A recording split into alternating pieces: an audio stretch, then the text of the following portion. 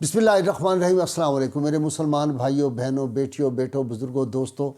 आज एक बहुत बड़ी हस्ती जिनको मुजद्दिद तसव्वुफ़ कहा जाता है, आज उनका यौम विसाल है। मेरी मुराद है सुल्तान तरीक़त, बादशाह हकीकत और मुक़्तदाए तरीक़त सैयदुत ताइफ़ा सैयदना जुनैद बगदादी रहमतुल्लाह अलैह।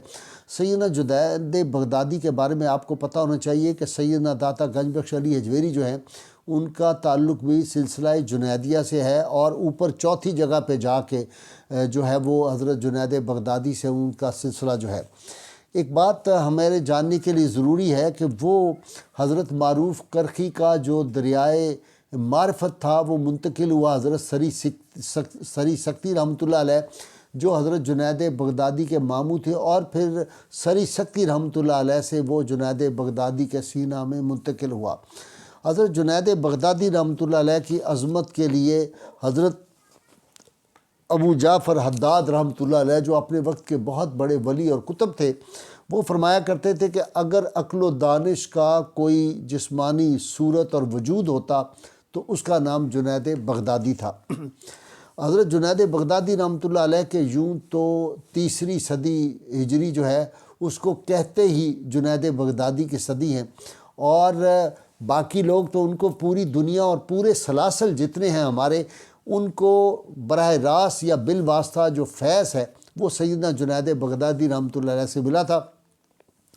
आपके बेशुमार करामात हैं, लेकिन एक आपकी करामत जिस मैं बहुत मुतासिर हुआ वो ये है कि एक ईसाई नौजवान जो था उसने हदीस पाक रसूलुल्लाह सल्लल्लाहु अलैहि वसल्लम की पढ़ी हुई थी, इत्तकू फ़िरासतल मोमिन व इन्नहु यंजुरु बिनूरिल्लाह, कि मोमिन की फ़रासत से डरो क्योंकि वो अल्लाह के नूर से देखता है।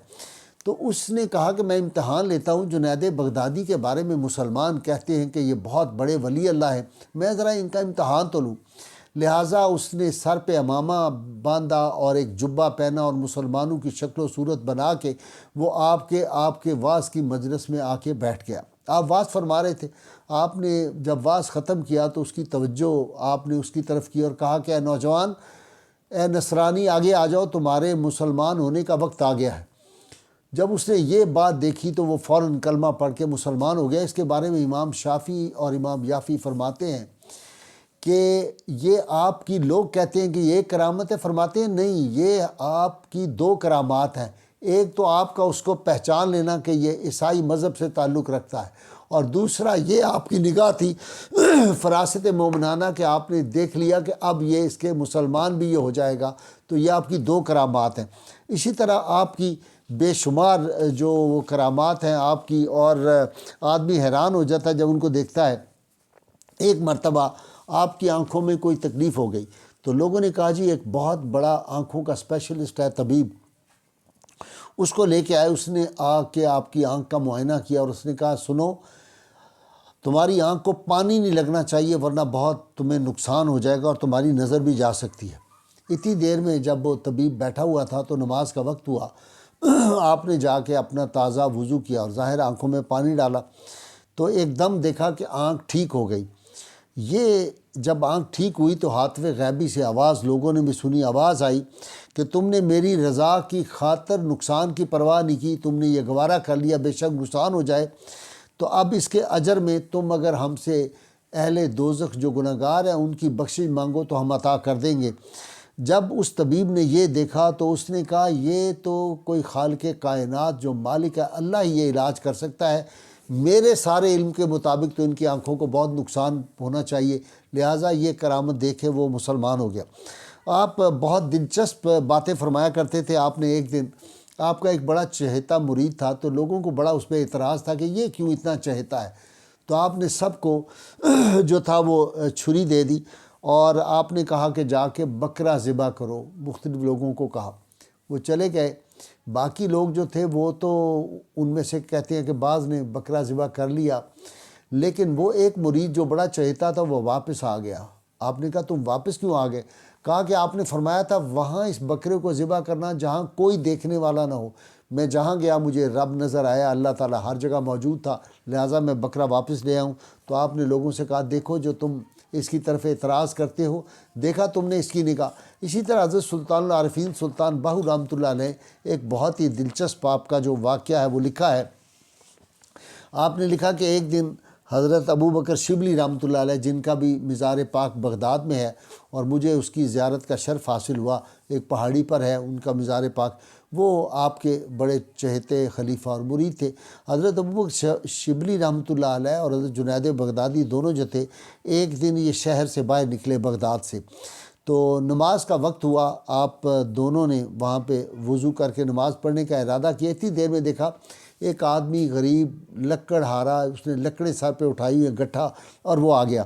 جو ہی وہ آ کے قریب ہوا تو آپ نے اپنی فراست جو تھی باطنی اس سے دیکھ کے آپ نے دیکھ لیا یہ کامل ولی۔ آپ نے ان سے عرض کی کہ آپ ہمیں نماز پڑھائیں۔ اس نے کہا نہیں حضرت آپ پڑھائیں۔ آپ نے فرمایا نہیں، آج ہم نے نماز آپ کے پیچھے پڑھنی ہے۔ جب اس بزرگ نے نماز شروع کی تو انہوں نے رکوع اور سجود کو بہت طویل، بہت طول دے دیا۔ جب نماز سے فارغ ہوئے تو حضرت جنید بغدادی نے پوچھا کہ بزرگوں، آپ نے بہت لمبا رکوع اور بہت لمبا سجود کیا، اس کی وجہ کیا تھی؟ تو تسبیح تو بہت مختصر ہوتی ہے، ہم نے بھی پڑھی۔ تو انہوں نے بزرگ نے جواب دیا کہ اصل بات یہ ہے کہ جب تک میں تسبیح پڑھتا رہتا ہوں اللہ کی، اور جب تک جواب بارگاہ حق سے نہ آئے، لبیک عبدی یا لبیک یا عبدی، اس وقت تک کہ اے میرے بندے میں حاضر ہوں، جب تک جواب نہیں آتا میں سجدے سے سر نہیں اٹھاتا، اس لیے مجھے اس میں دیر ہو جاتی ہے۔ تو سیدنا جنید بغدادی رحمۃ اللہ علیہ وہ ہستی پاک تھے جن کو وہ واز پہلے نہیں فرماتے تھے، تو رسول اللہ صلی اللہ علیہ وسلم نے خواب میں آ کے ان کو حکم فرمایا کہ مخلوق کو اس سے فائدہ پہنچے گا، تم واز کیا کرو۔ یہ صبح اٹھے بڑے خوش تھے اس بات پہ، انہوں نے کہا میں جا کے اپنے مرشد گرامی جو ماموں تھے سری سکتی رحمۃ اللہ علیہ سے اس کا ذکر کرتا ہوں۔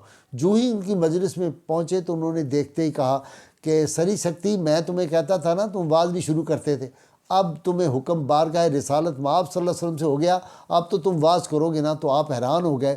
یعنی اس کا مطلب یہ ہے کہ سری سکتی بھی اس وقت ملاحظہ فرما رہے تھے رسول اللہ صلی اللہ علیہ وسلم کی۔